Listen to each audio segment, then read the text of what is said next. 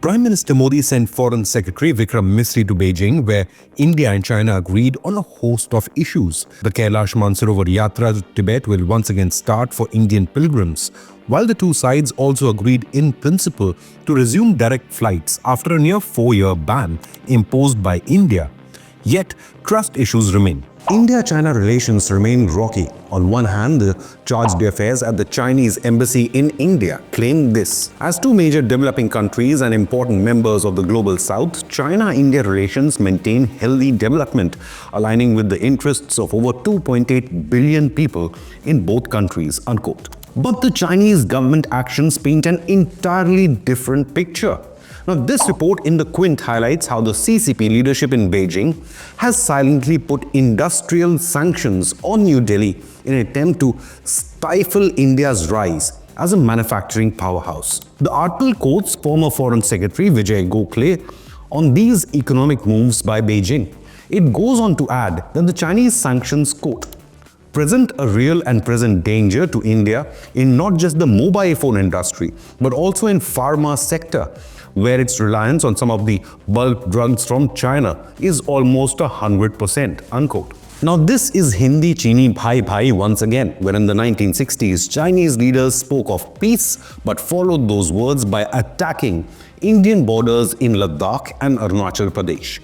Chinese unofficial sanctions are aimed at India's high-tech manufacturing capabilities. Now, the CCP has banned its skilled workers from seeking opportunities in India, as well as imposing roadblocks for export of tech manufacturing equipment to India. Now, this is aimed to stifle Taiwanese tech giant Foxconn's India operations, as India has quickly emerged as one of the largest iPhone manufacturing nations in the world post the pandemic, threatening China's lead. These unofficial sanctions on India's tech manufacturing prove that CCP sees India as an economic rival. Foxconn, the Taiwanese giant, has now halted the rotation of Chinese employees in its Karnataka and Tamil Nadu factories. Instead, Foxconn is now sending more Taiwanese workers to India to fill the gap and maintain the pace of production in its India factories. As tensions rise, whispers of a diplomatic fallout echo through the corridors of power. According to the Economic Times, India depends on China for more than 90% of its essential drug imports, and any disruptions in these supplies could trigger a supply chain crisis.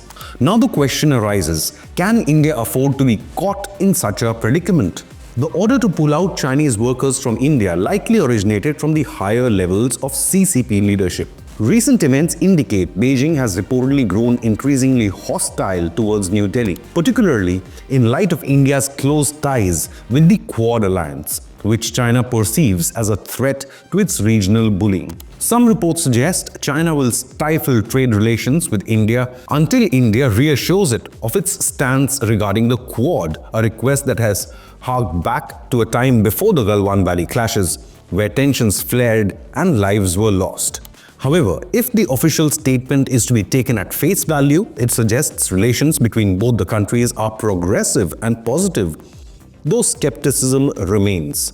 As two ancient civilizations and leading global economies, India and China have a shared responsibility to prioritize development and cooperation.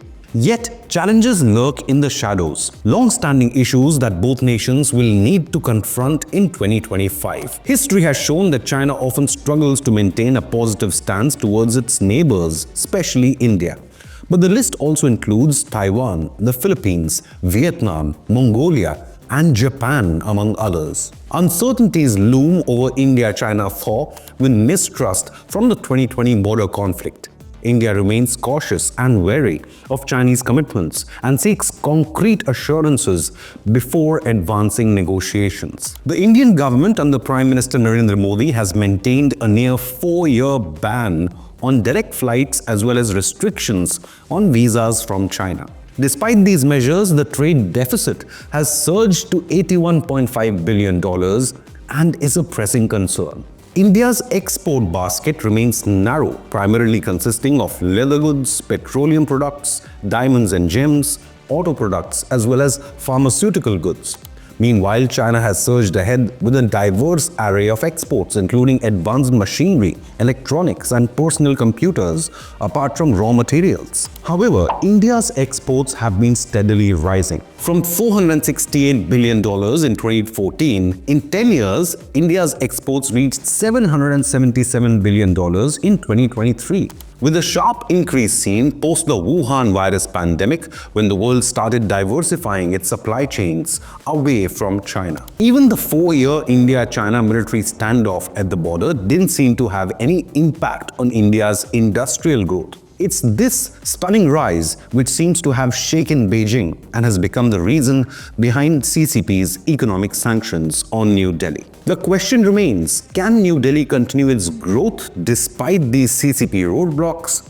And can India trust China? Leave a comment with your opinion, hit the like button and subscribe to Inconnect News.